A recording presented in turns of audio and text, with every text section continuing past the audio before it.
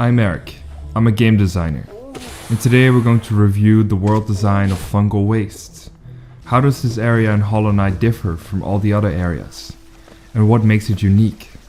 Thinking about Fungal Wastes will have you thinking about mushrooms, as the whole world is thematically designed around this concept. The background is full of mushrooms, the plants look like mushrooms, and all the enemies you fight are primarily mushrooms. This design isn't just coherently connected to all the other mushrooms, but also to the rest of the enemies. Everything in the Fungal Waste has a similar shape design. It symbolizes a circle.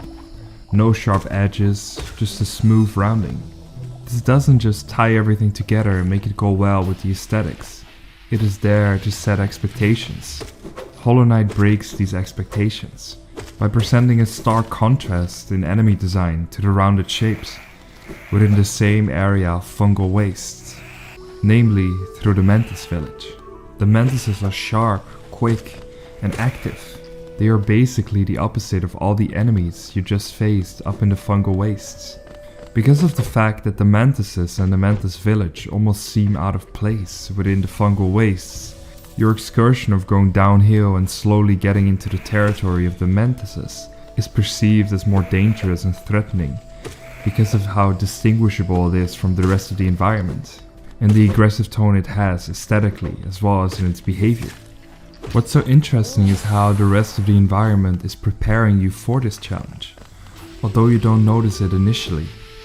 The level design of the Fungal Wastes encourages you to go fast, but still be careful in your approach. You are often falling down into the unknown with acid pools below you. You need to be wary of your surroundings and able to act rapidly. In some areas, Fungal Wastes also puts pressure on you. Pressure to go fast, by having mushrooms shooting out heat-seeking missiles, which ensures that you'll keep moving around.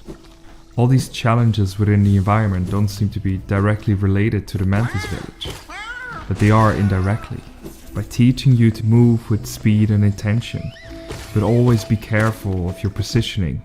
Fungal Waste's environment prepares you on how to fight the Mantises, because their fighting style is exactly that. You need to be fast fighting the Mantises, and have a good understanding of your position relative to theirs. By guiding you through this specific playstyle, and visually signaling danger to you as a result of the enemy design, Hollow Knight mentally and mechanically prepares you for this difficulty spike. Once you have obtained the Mantis claws and thus the double jump in the Mantis village, you have a couple of options.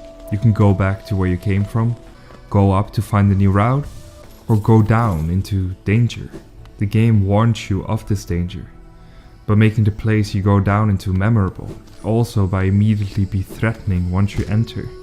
Once you've lost your life in the area once, the game cleverly gives you a heads up through an NPC, questioning whether you're actually capable and willing to take on this challenge.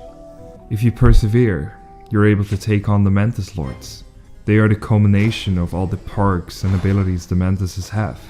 This fight is Hollow Knight's first real skill check. The game is testing how willing you are to progress, and how competent you are. If you already mastered the combat system and are able to take down the Mantis Lords, the game rewards you by opening up Deep Nest, one of the later, more difficult areas. This is the moment the game checks whether you want to play on normal or hard difficulty. It's a way for Hollow Knight to personalize your experience, and will occur much more in other areas. Going back to the Fungal Wastes, the area introduces one new secondary mechanic, and those are the bouncy balls.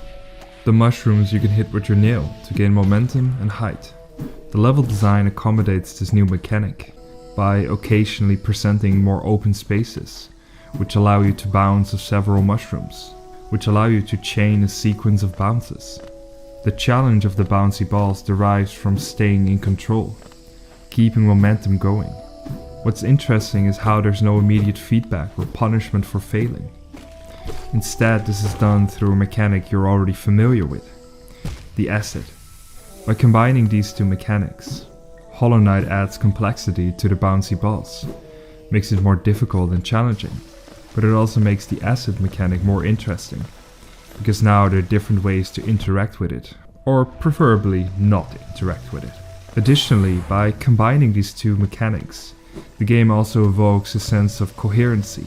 This is one believable world, in which specific elements can reappear in different settings and contexts. By retaining familiar mechanics but slightly twisting the way you interact with them, the game surprises the player. The surprise delights, but also keeps players engaged, as additional depth to already established mechanics adds challenge, but also the sense of looking at something from a different perspective, rediscovering something you already know. Fungal Waste enjoys surprising you. It pretends to be one thing but turns out to be something else entirely.